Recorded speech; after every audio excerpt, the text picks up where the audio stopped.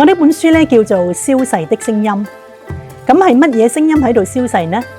答案係西關音，就係所謂廣東話嘅標準音調。呢一種音調係同我哋香港人息息相關嘅。佢係我哋自20年代就有嘅廣播，30年代就出現嘅有聲電影，60年代興起嘅電視，以及一直以嚟學校裏面教授中國語文所用嘅粵語標準聲調。佢決定咗我哋現代嘅粵語流行曲應該點樣譜寫旋律。西關咧係一個地名嚟嘅，你知唔知佢喺邊度呢？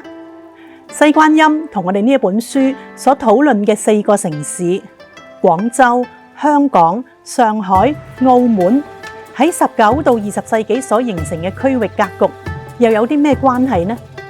希望讀者可以喺我呢一本小書之中揾到初步嘅答案。